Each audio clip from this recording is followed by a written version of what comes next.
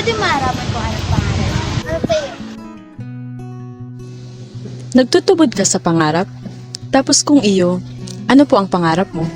Na maging veterinarian pag matulungan ko yung mga aso na stray. Dati, ang pangarap ko maging lawyer. Ito, maging businessman, maging tumulong sa kapwa, at saka maging mayaman. So, ang last question ko, ano po sa hiling mo ang purpose mo sa life?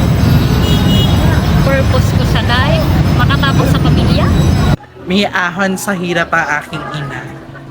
Kukunin na pag-aadal kahit kulang na ako sa tulog para lang sa kanila. Garo. Iyon ako sa boat, tapos garo. Hindi ako makabalance, Lord. Garo ako, tatakluban, storm.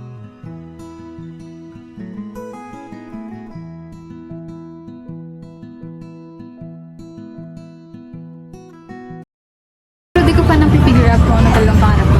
Ano talagang purpose ko. Kahanap ko naman kung ano. Open the eyes of my heart, Lord. Open the eyes of my... And ang pinakamagayon na part, you're made by God and for God.